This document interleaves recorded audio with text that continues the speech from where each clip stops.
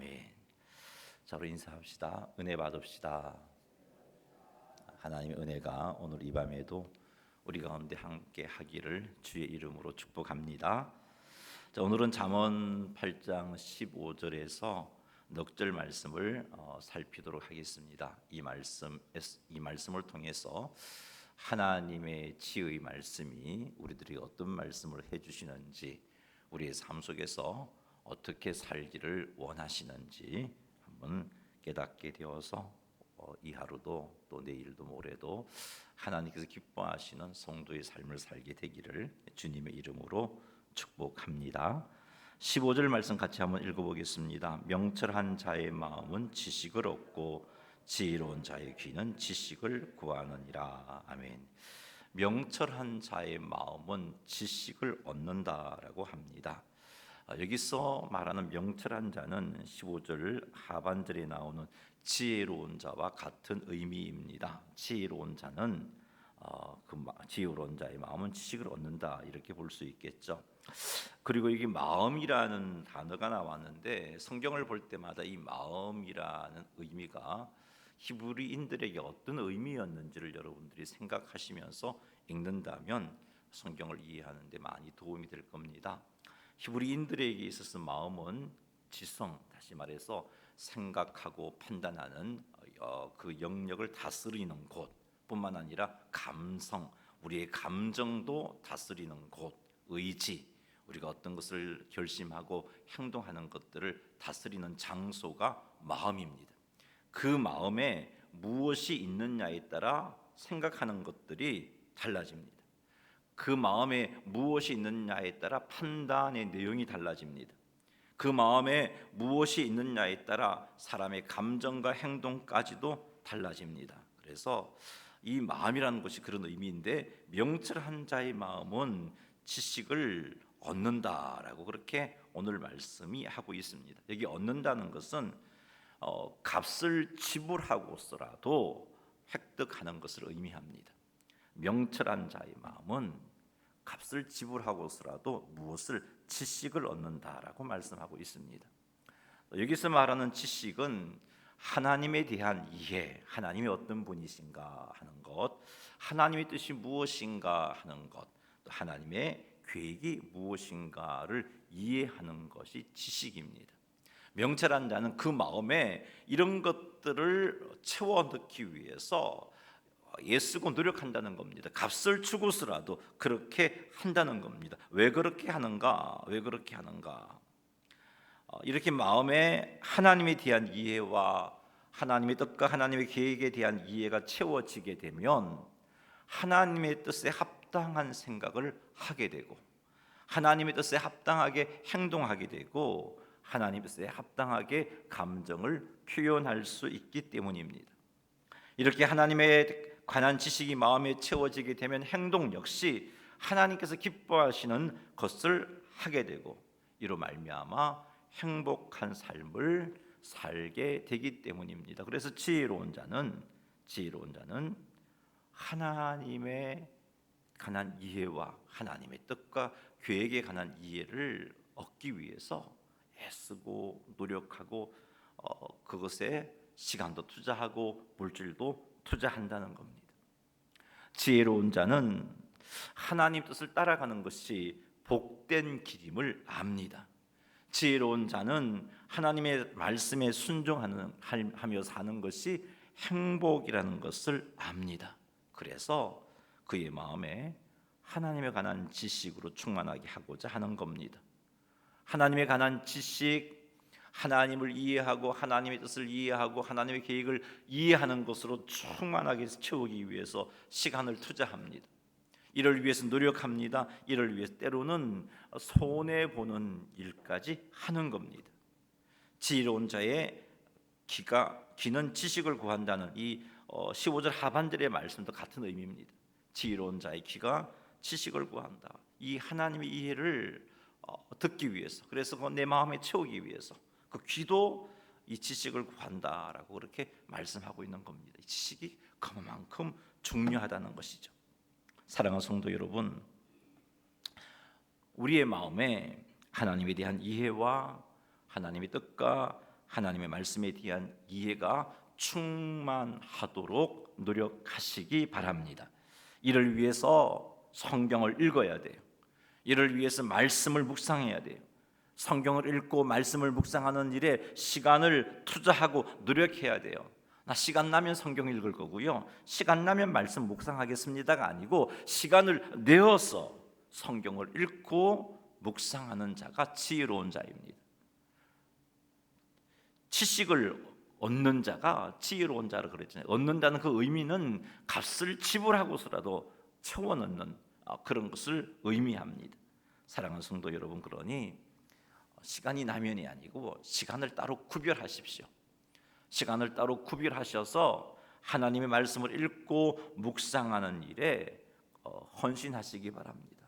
이런 시간이 있을 때 우리의 마음에 하나님을 이해하는 것이 채워지게 되고 하나님의 뜻을 알게 되고 계획을 알게 돼요. 그러니 하나님께서 기뻐하시는 행동을 하게 되는 것입니다. 우리의 마음에 하나님에 관한 이해를 충만하기 위해서 해야 할 두 번째 일은요, 선포되는 말씀에 귀를 기울이는 일입니다. 강단에서 선포되는 하나님의 말씀에 경청하시기 바랍니다. 말씀을 듣는 중에 딴 생각이 틈타지 못하도록 집중하시기 바랍니다. 졸지 않도록 충분한 휴식을 취하시고 졸지 않도록 노력하시기 바랍니다. 이렇게 할 때 선포되는 말씀을 통해서 하나님의 뜻을 깨닫게 되고 하나님의 계획을 깨닫게 되고 하나님을 알게 되는 거죠. 하나님을 알게 될 때 우리는 하나님 앞에 온전한 모습으로 설 수 있습니다. 이스라엘 백성들이 왜 하나님의 진노 가운데 그들이 약속으로 받은 가나안 땅에서 쫓겨남을 당해야 했습니까? 하나님을 아는 지식이 없었기 때문이에요. 그래서 호세아를 통해서 하나님께서 이스라엘 백성들에게 도전하신 것이 힘써 여호와를 알자라고 그렇게 도전하신 겁니다. 우리의 마음에 하나님에 대한 이해로 충만하게 하기 위한 세 번째 자세는요, 기도 생활을 규칙적으로 하는 겁니다. 기도를 통해 하나님과의 관계를 강화하고 기도를 통해 하나님의 인도를 구하시기 바랍니다. 기도를 통해 내 뜻을 내려놓고 하나님 뜻이 무엇인가를 찾고자 노력하시기 바랍니다. 그런 기도가 있을 때 우리가 말씀을 묵상하는 시간을 통해서, 그런 기도가 있을 때 선포되는 말씀을 경청하는 시간을 통해서 하나님의 뜻을 알게 되고 하나님의 계획을 알게 되고 하나님을 알아가게 되는 것입니다. 네 번째로 우리의 마음에 하나님에 대한 이해가 충만하게 하기 위한 방법은요, 셀 모임에 적극적으로 참여하는 겁니다. 셀 모임을 통해서 무엇을 합니까? 하나님의 말씀을 나누잖아요. 셀 모임을 통해서 무엇을 합니까? 함께 기도 제목을 가지고 기도하잖아요. 그 시간을 통해서 어떤 역사가 일어납니까? 하나님의 말씀을 나누는 가운데 하나님을 알게 되고 하나님의 말씀을 나누는 가운데 하나님의 뜻과 계획을 알게 되고 그리고 기도 제목을 내어놓고 함께 기도하는 시간을 통해서 하나님의 살아계심, 기도 응답하신 하나님을 경험하게 되니까 하나님을 아는 이해가 우리의 마음에 충만하게 되는 겁니다. 이렇게 되면 우리는 지혜로운 자의 삶을 살아갈 수 있습니다. 그러니 사랑하는 성도 여러분, 시간 투자하십시다. 성경을 읽고 말씀을 듣는 일에 시간 투자하십시오. 기도 생활에 시간 투자하십시오. 셀 모임에 시간 투자하십시오. 시간이 나면 참석할게요가 아니고 그래 못 참석해요. 시간이 나면 기도할게요. 기도 못해요. 시간이 나면 말씀 읽고 들을게요. 아니요. 듣지도 못하고 읽지도 못해요. 투자하셔야 돼요. 노력하셔야 돼요. 사랑하는 성도 여러분, 말씀을 읽고 묵상하는 일, 말씀을 듣는 일, 기도 생활하는 일, 셀 모임에 참석하는 일에 시간을 투자하고 노력하시기 바랍니다. 이렇게 하여 우리의 마음에 하나님에 대한 이해와 하나님의 뜻과 하나님의 계획에 대한 이해가 충만해져서 우리의 지성과 감성과 의지가 하나님의 뜻에 합당하게 그렇게 작용해서 하나님께서 기뻐하시는 삶을 살아가게 되는 성도님들이 다 되시기를 주님의 이름으로 축원합니다. 16절 말씀 한번 읽어보겠습니다. 사람의 선물은 그의 길을 넓게 하며 또 존귀한 자 앞으로 그를 인도하느니라. 아멘. 사람의 선물은 그의 길을 넓게 하며 그 선물은 그를 존귀한 자 앞으로 인도한다라고 말씀합니다. 그러므로 우리는 이 말씀을 안다면 선물을 주는 삶을 살아야 되는 거죠. 자, 그런데 이 말씀 앞에서 우리가 한번 고민해 봐야 될 게 있는데 그게 무엇냐? 선물과 뇌물의 차이를 고민해 봐야 돼요. 선물과 뇌물에 대한 분명한 인식이 있어야 나는 선물을 준다고 선물을 행동했는데 이 뇌물이 되어서 하나님께서 기뻐하시지 않는 행동, 결과를 얻게 되는 겁니다. 선물은 무엇이냐? 긍정적이고 정당한 방법으로 타인에게 감사를 표시해 주는 것, 혹은 타인을 위로하고 격려하기 위해서 내게 있는 것을 주는 것, 그것이 선물입니다.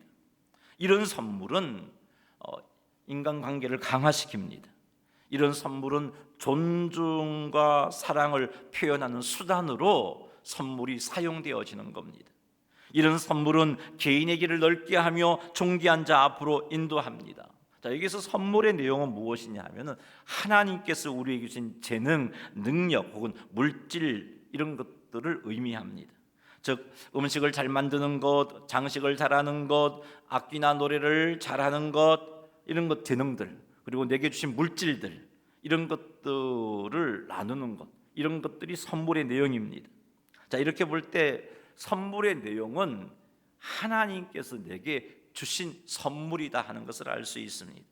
자, 이런 것으로 하나님이 내게 주신 것으로 선물한다는 것은 하나님께서 주신 선물을 올바르게 사용하는 것입니다.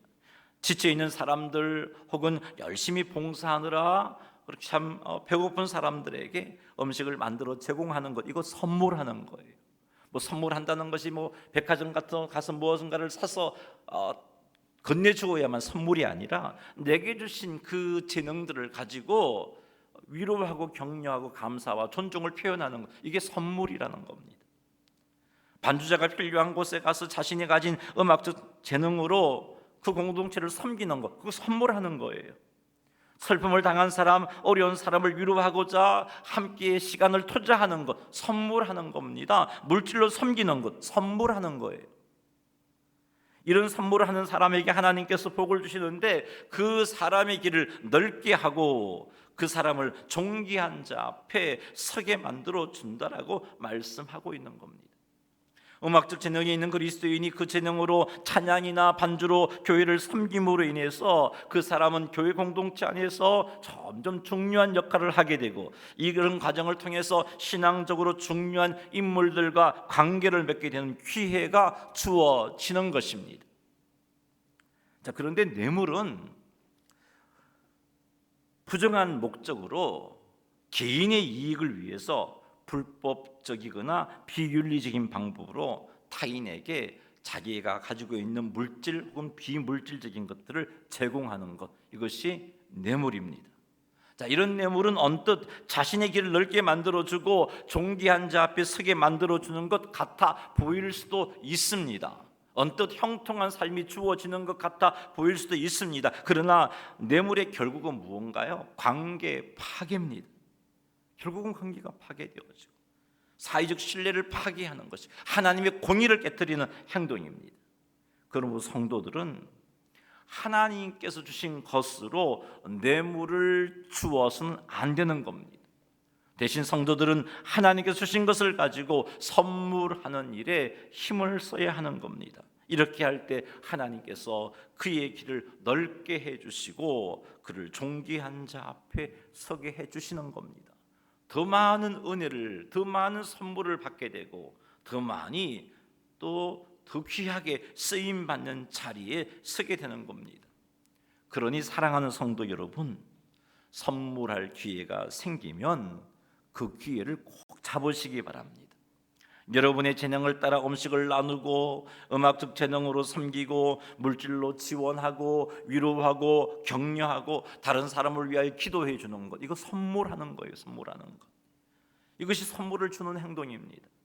이렇게 하여 여러분의 길이 넓어지고 이렇게 하여 여러분들이 존귀한 자 앞에 서게 되는 복을 누리게 되시기를 주님의 이름으로 축원합니다.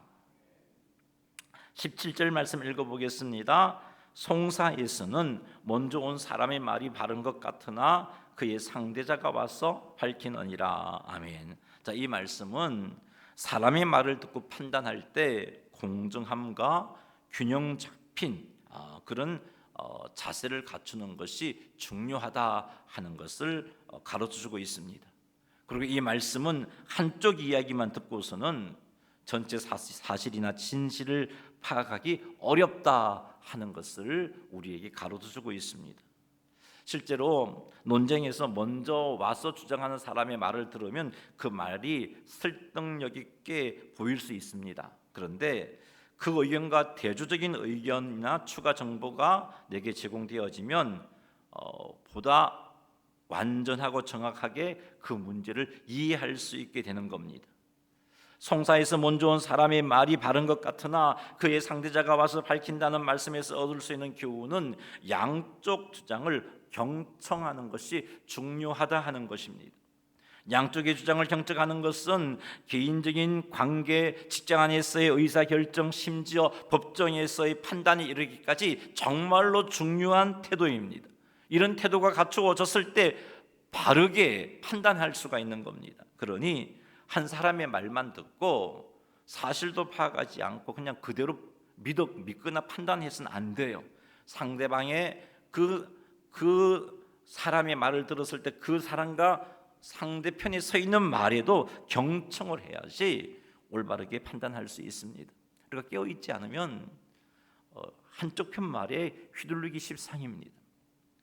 말은요 항상 내게 유익되게 내 중심으로 이야기하게 되어 있어요.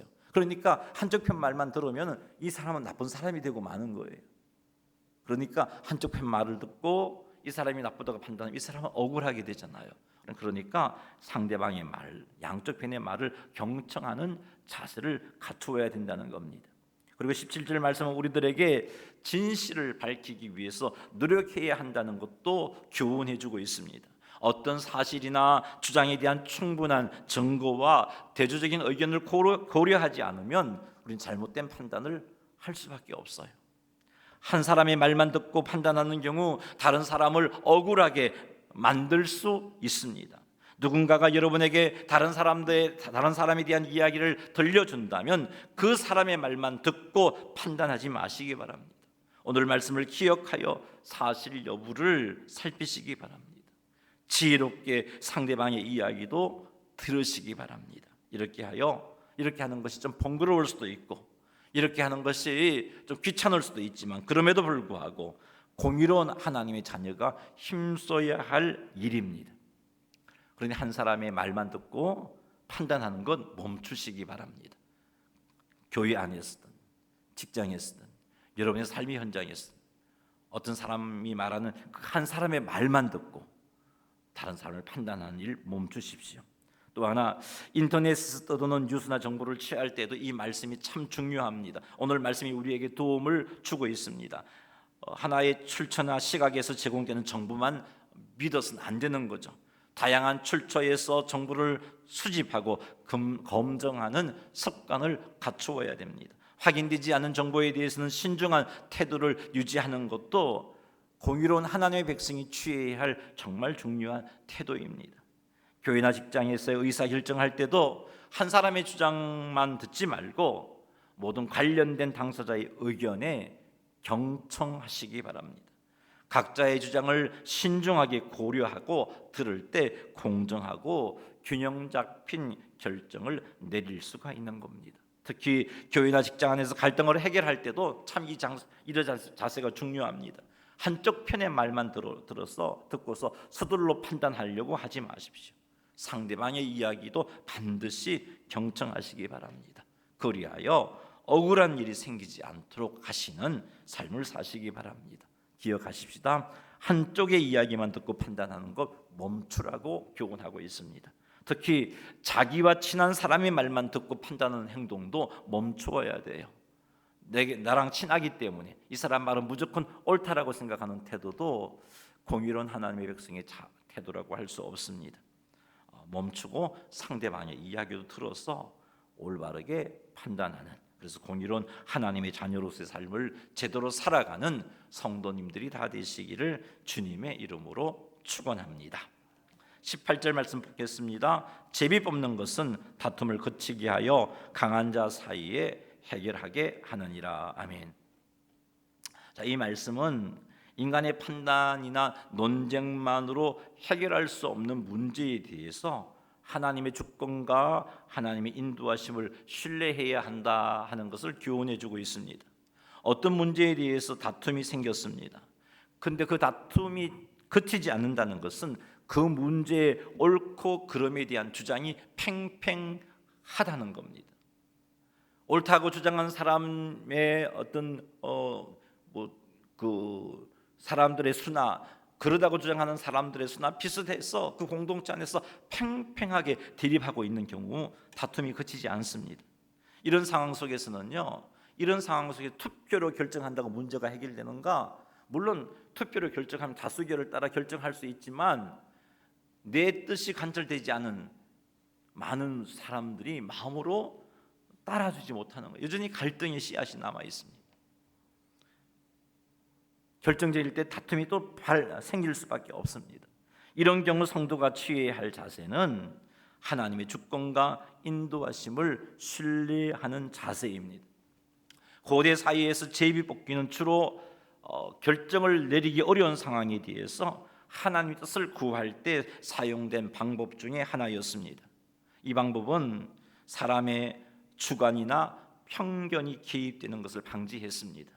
이 방법은 공동체 안에서 어떤 힘 있는 사람의 역량이 어떤 내용의 결정을 하는데 영향을 끼치는 것을 방지했습니다. 그래서 제비 뽑는 것은 다툼을 그치게 하여 강한 자 사이에서 해결하게 한다고 말씀하고 있는 겁니다. 왜냐하면 제비를 뽑을 때 그 제비 뽑는 일을 통해서 하나님은 하나님의 뜻을 보여주신다라고 분명히 이 고대 사회, 구약 성경 시대의 사람들은 인식하고 있었기 때문입니다. 그래서 팽팽하게 주장하고 있는 두 사람의 의견을 하나님의 주권과 인도하심을 인정하게 함으로 제비를 뽑을 때 그 갈등을 해결할 수 있다라고 말씀해주고 있습니다. 자, 18절 말씀이 오늘날 우리에게 주는 교훈은 다음과 같습니다. 첫째는 하나님의 주권을 인정하라는 겁니다. 하나님은 모든 상황과 문제에 대한 최종적인 권위자인 것을 인정하고 그분의 뜻에 순종하는 자가 되라는 겁니다. 그러므로 성도들은 항상 하나님 주권을 인정하고 하나님의 인도하심, 하나님 뜻을 살펴서 그 인도하심과 그 뜻에 자기 생각을 내려놓는 자가 되어야 하는 겁니다. 18절 말씀을 오늘날 우리의 삶에 적용해 본다면 우리의 문제를 우리의 지혜와 우리의 판단으로 해결하려고 하지 말고 하나님의 주권을 인정하고 하나님의 인도를 구하는 삶을 사는 것입니다. 하나님의 주권을 인정하는 삶을 살려면 내 생각, 내 판단이 아무리 옳아 보여도 이것만으로 결정하는 것이 아니라 하나님의 뜻을 구하고 하나님의 인도를 구하고 하나님의 뜻과 인도하심에 순종하는 겁니다. 내 뜻이 아무리 좋아 보여도 하나님의 뜻을 알았다면, 그리고 그 하나님의 뜻이 내 뜻과는 반대되는 것이라면 겸손하게 내 뜻을 내려놓고 주의 뜻에 순종하는 자세가 하나님의 주권을 인정하는 자세입니다. 우리가 예수님을 믿을 때 두 가지를 고백하죠. 예수님께서 나의 주님 되심을 믿습니다. 예수님께서 나의 구원자 되심을 믿습니다. 이 두 가지입니다. 그 앞에 주님 되심을 믿는다는 그 의미가 하나님의 주권을 인정합니다라는 그런 의미입니다. 우리가 참으로 예수님을 구주와 주님으로 믿는다면 우리는 예수 그리스도의 뜻 앞에 내 뜻을 내려놓는 삶을 살아가야 하는 겁니다. 이렇게 우리가 하나님의 주권을 인정하는 삶을 평소에 살면 개인적인 일뿐만이 아니라 교회 공동체 일 역시 하나님의 주권을 인정하는 삶으로 살아갈 수 있습니다. 그러니 평소에 말씀과 기도로 하나님 뜻을 구하시고 그리고 그 뜻에 순종하시기 바랍니다. 나아가 교회 공동체 안에서 문제를 해결하고자 할 때도 말씀과 기도로 하나님 뜻을 구하시기 바랍니다. 내 생각과 내 판단 이것이 우선 순위에 있어서는 안 된다는 겁니다. 항상 우리는 주님의 뜻이 무엇일까를 한번 고려해 볼 수 있어야 됩니다. 내 경험상 이것이 옳아 보인다, 그렇게 생각할 수 있습니다만, 그렇게 생각하는 것 틀렸다고는 할 수는 없어요. 하지만 하나님께서는 어떻게 생각하실까를 한번 살피는 자세가 우리에게 있어야 된다는 겁니다. 교회 공동체 안에서. 그래서 주의 뜻을 살피고 주의 뜻에 순종함으로 주의 주권을 인정하는 그런 교회 공동체가 되어진다면, 우리 교회 공동체 안에서 어떤 문제를 결정할 때 갈등하는 것들이 생기지 않을 수 있습니다.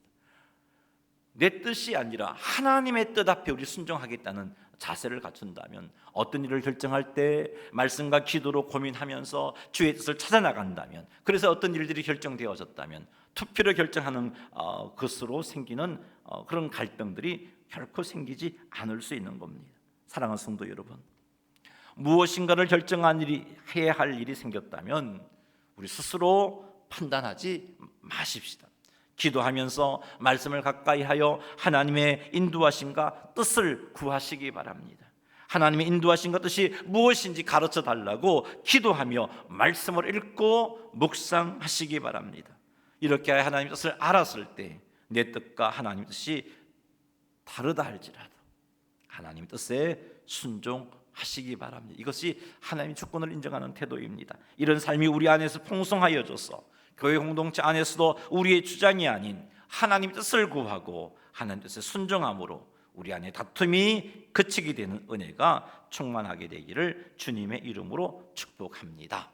말씀을 맺습니다. 사랑하는 성도 여러분, 지식을 갈망하는 자가 되십시오. 즉 하나님에 대한 이해, 하나님의 뜻과 하나님의 계획에 대한 이해를 알기 위해서 노력하는 그런 삶을 사시기 바랍니다. 이를 위해서 말씀을 가까이 하고 이를 위해서 기도하는 일에 시간 투자하십시오. 이를 위해서 말씀을 듣고 읽고 묵상하는 일에 시간 투자하십시오. 그리하여서 우리의 마음에 하나님에 관한 이해가 충만해져서, 지식이 충만해져서 하나님이 기뻐하시는 생각, 감정, 행동을 하게 되시기를 주님의 이름으로 축원합니다. 두 번째로, 하나님께서 주신 선물을 가지고 선물하는 삶을 사십시다. 하나님께서 우리에게 주신 선물들을 가지고 다른 사람들을 섬기고, 그래서 그 다른 사람 섬김으로 우리의 길이 넓어지고 존귀한 자 앞에 서게 되는 그런 복을 누리는 성도님들이 다 되시기를 주의 이름으로 축복합니다. 세 번째로, 한쪽 편의 이야기만 듣고 성급하게 결정하지 마십시다.